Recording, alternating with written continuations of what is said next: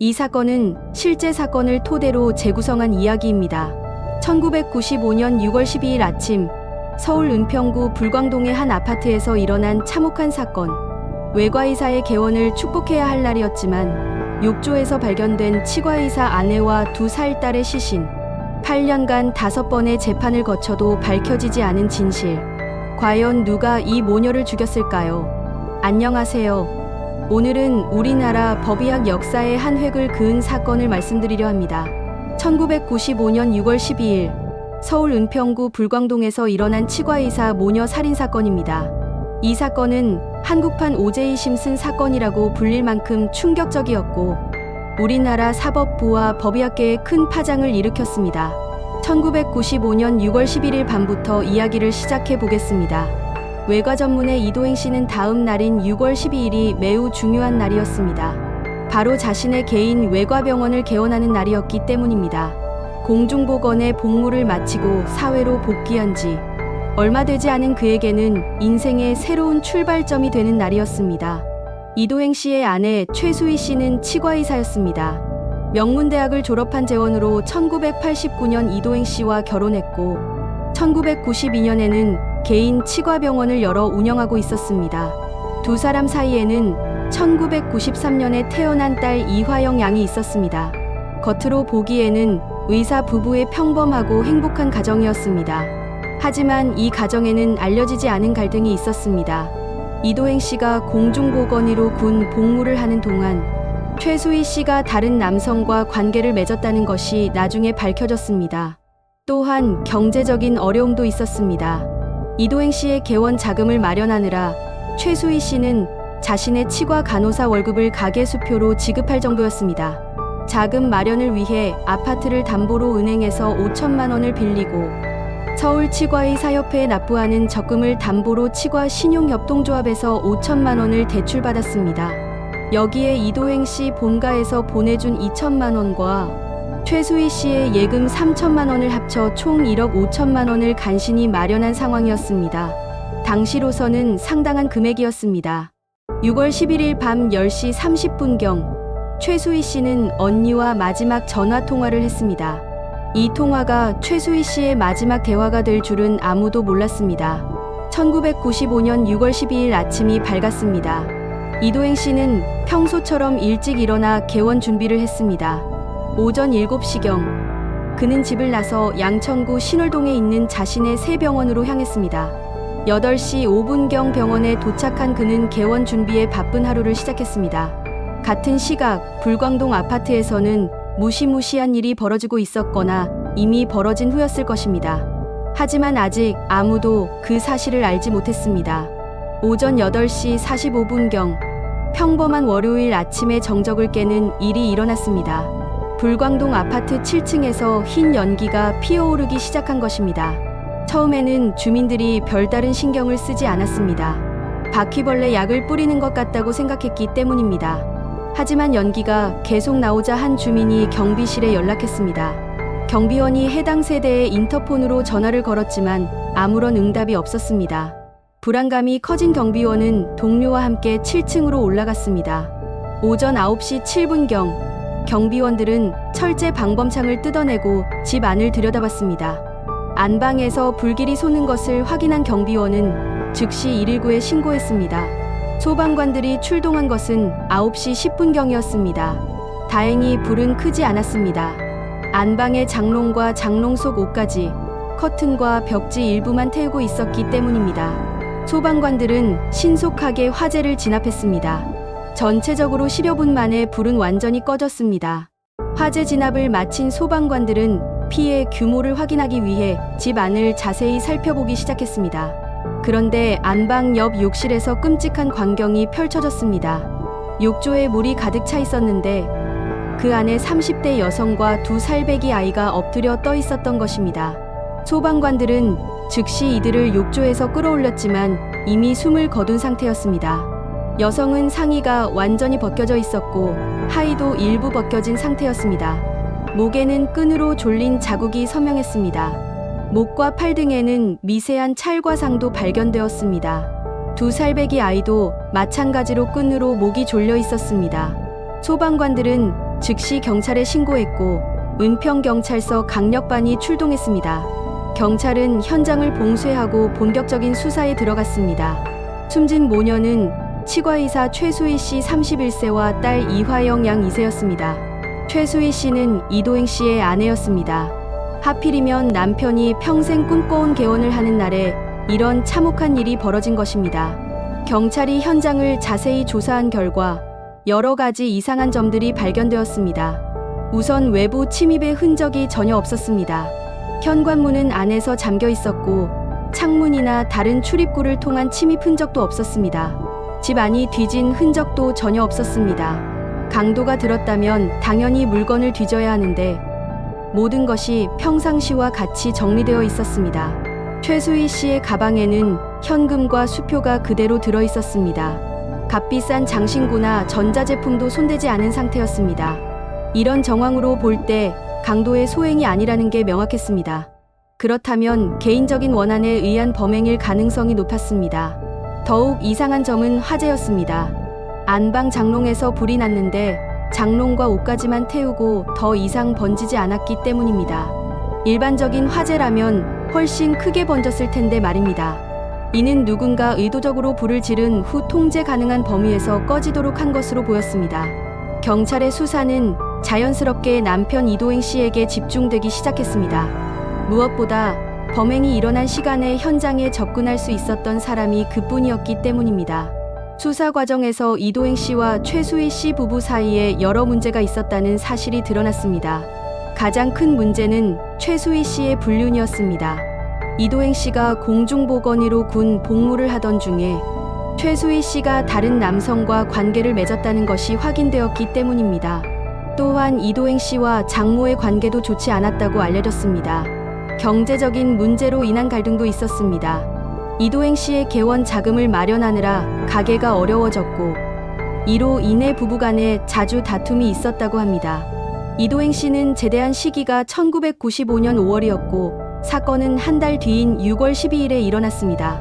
즉 공중보건의 근무를 마치고 사회로 복귀한 지 얼마 되지도 않았고 경제적으로도 결코 부유하지 않았던 것입니다. 처가에서도 이도행 씨에게 경제적으로 많은 기대를 하고 있었는데 이런 압박감이 그에게는 큰 스트레스였을 것으로 추정됩니다. 이런 정황들을 종합해 볼 때 경찰과 검찰은 이도행 씨가 아내의 불륜과 경제적 스트레스, 장모와의 갈등 등으로 인해 격분의 범행을 저질렀다고 판단했습니다. 1995년 9월 2일 이도행 씨는 살인과 현주건조물 방화 혐의로 구속되었습니다. 검찰은 그가 친족을 살해한 극악한 범죄자라고 규정했습니다. 검찰의 주장은 구체적이었습니다. 이도행 씨가 6월 11일 밤 11시 30분경부터 다음 날 새벽 6시 30분경 사이에 아내와 딸을 목 졸라 살해했다는 것이었습니다. 그 다음 수사를 교란하기 위해 욕조에 뜨거운 물을 받아 시신을 담그고 안방 장롱에 불을 지른 후 태연하게 출근했다는 것이었습니다. 검찰은 또한 이도행 씨가 범행 후 평상시와 다름없이 행동했다는 점을 지적했습니다. 개원 첫날이라며 기뻐하고 동료들과 축하 인사를 나누었다는 것입니다. 이런 모습이 오히려 연기였다는 것이 검찰의 판단이었습니다. 이 사건의 핵심 쟁점은 바로 모녀의 정확한 사망 시간이었습니다. 만약 이들이 오전 7시 이전에 사망했다면 이도행 씨가 범인일 가능성이 매우 높고 7시 이후에 사망했다면 제3자의 소행일 가능성이 커지는 것이었기 때문입니다. 국립과학수사연구소에서 실시한 부검 결과를 살펴보겠습니다. 최수희 씨의 시신에는 우측 대퇴부를 중심으로 하여 양측성 시반이 형성되어 있었습니다. 시반이란 사후 혈액이 아래쪽으로 흘러내려 생기는 자주색 반점인데 양측성 시반이 형성되려면 사후 6시간에서 8시간이 경과해야 합니다. 시신이 발견된 시간이 오전 11시 30분경이었으니 역산해보면 사망 추정 시간은 오전 3시 30분에서 5시 30분 사이가 됩니다. 이는 이도행 씨가 출근하기 전 시간이었습니다. 또한 지문을 뜨기 위해 손가락을 펼치려 했을 때 이미 시강이 진행된 상태였습니다. 시강이란 사후 근육이 굳어지는 현상인데 지관절의 시강이 진행되려면 사망한 지 6시간에서 12시간이 지나야 합니다. 최수희 씨의 위 내용물도 중요한 단서가 되었습니다. 위에서는 비교적 소화되지 않은 죽 상태의 음식물이 350g 정도 발견되었습니다. 그 내용물 중 전날 저녁에 먹었다는 미역국의 미역은 발견되었지만 이도행 씨가 아침에 끓여주었다고 하는 콩나물국의 흔적은 전혀 발견되지 않았습니다. 이런 부검 결과들을 종합하면 최수희 씨 모녀는 6월 11일 밤 11시 30분경부터 12일 새벽 4시경 사이에 사망한 것으로 추정되었습니다. 이는 이도행 씨가 출근하기 전 시간이었습니다. 검찰은 또한 컴퓨터 시뮬레이션을 통한 화재 분석도 실시했습니다. 하자데일이라는 프로그램을 사용한 결과 발화 시각은 오전 6시 40분경부터 7시 10분 사이로 추정되었습니다. 이 역시 이도행 씨가 집에 있던 시간이었습니다. 이런 과학적 증거들을 바탕으로 검찰은 이도행 씨의 범행이 확실하다고 판단했습니다. 1996년 2월 23일 1심 재판부는 이도행 씨에게 사형을 선고했습니다. 서울지방법원 서부지원 형사 1부는 판결문에서 이렇게 밝혔습니다. 모녀가 사망한 것으로 추정되는 시간에 현장에 있었던 사람은 이도행 씨뿐이라는 것, 그리고 공중보건의 시절 아내가 불륜을 저질렀다는 점을 감안하더라도 죄 없는 딸까지 잔혹하게 살해한 점은 용서하기 어렵다는 것이었습니다. 재판부는 특히 2살배기 딸까지 살해한 점을 무겁게 봤습니다. 성인인 아내와의 갈등이 있었다 해도 무고한 어린 생명을 해친 것은 극형에 처해야 할 범죄라고 판단한 것이었습니다. 하지만 이야기는 여기서 끝나지 않았습니다. 이도행 씨의 변호인단이 강력히 반발했기 때문입니다. 그들은 사망 시간에 대한 국내 법의학 감정에 근본적인 문제가 있다고 주장했습니다. 변호인단은 놀라운 결정을 내립니다. 바로 세계적인 법의학자를 한국 법정에 세우기로 한 것이었습니다. 당시로서는 매우 파격적인 일이었습니다. 그들이 선택한 인물은 스위스 로잔 대학 법의학연구소의 토마스 크롬페어 교수였습니다.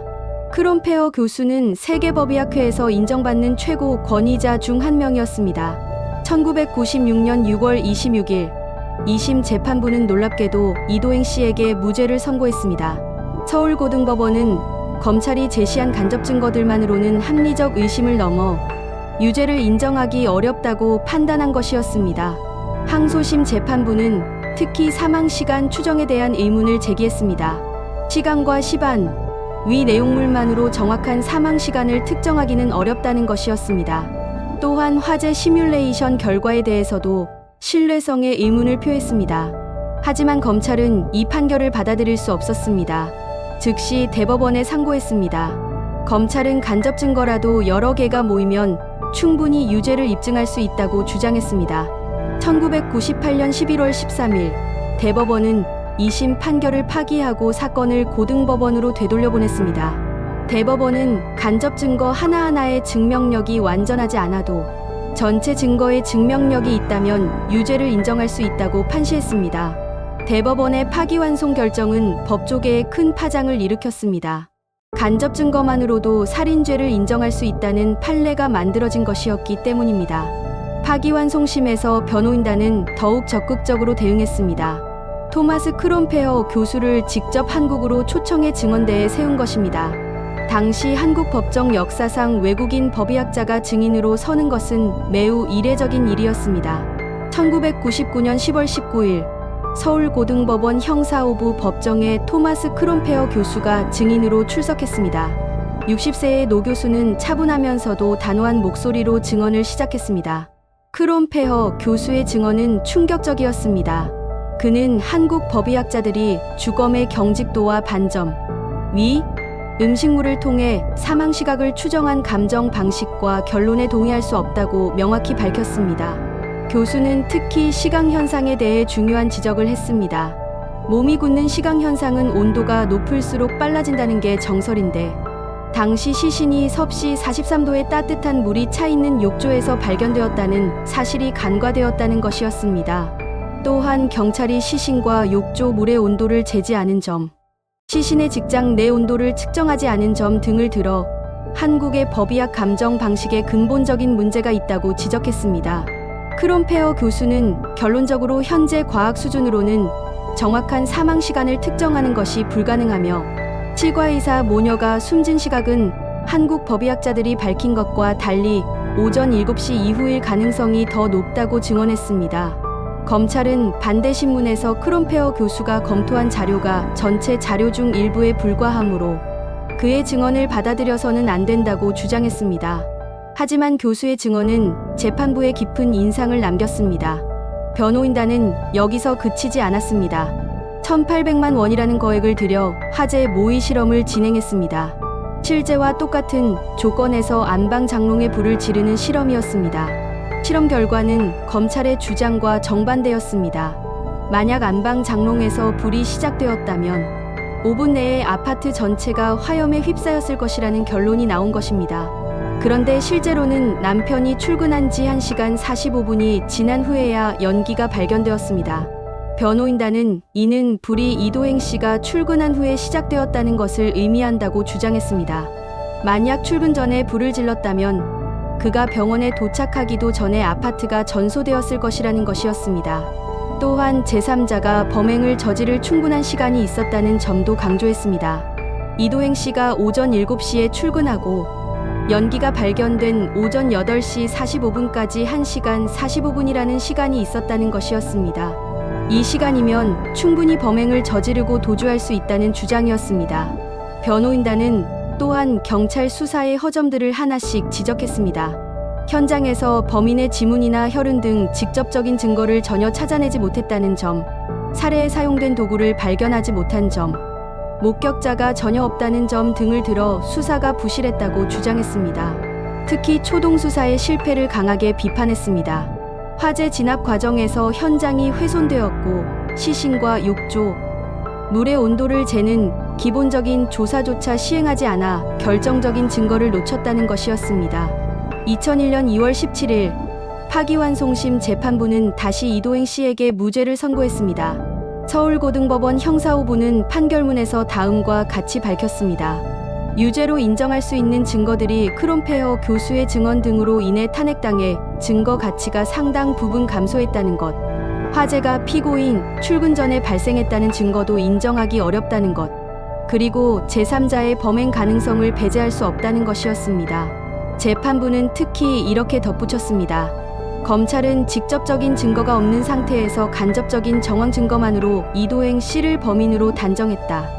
살인사건 당시의 여러 정황으로 보아 이도행 씨가 범인이 아닌가 하는 의심이 생기는 사실은 부인하기 어렵지만 검찰이 제시한 증거만으로는 합리적인 의심의 여지 없이 유죄를 인정하기에 충분하다고 할 수 없다. 검찰은 또다시 상고했지만 2003년 2월 대법원은 최종적으로 무죄를 확정했습니다. 이로써 8년간 5번의 재판을 거친 이 사건은 마침내 막을 내렸습니다. 이도행 씨는 법정에서 무죄를 선고받는 순간 오열했습니다. 8년간의 긴 법정 투쟁이 끝나는 순간이었습니다. 하지만 그의 승리는 씁쓸한 것이었습니다.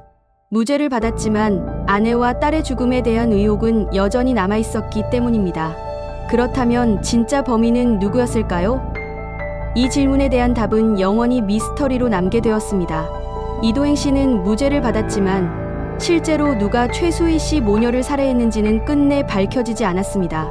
수사 과정에서 몇 가지 가능성이 제기되었습니다. 최수희 씨가 불륜 관계를 맺었던 남성이 있었는데 이 사람이 범행을 저질렀을 가능성도 있었습니다. 하지만 구체적인 증거는 없었습니다. 또한 치과 운영과 관련된 금전 문제로 원한을 품은 사람이 있을 수도 있었고 전혀 알려지지 않은 제3자의 범행일 가능성도 배제할 수 없었습니다. 하지만 이 모든 것들은 추측에 불과했습니다. 결국 이 사건의 공소시효는 2010년 6월에 만료되었습니다. 당시 살인죄의 공소시효는 15년이었기 때문입니다. 설령 지금 진범이 밝혀진다 해도 법적으로 처벌할 수 없게 된 것입니다. 최수희 씨와 이화영 양의 억울한 죽음은 영원히 풀리지 않는 수수께끼로 남게 되었습니다.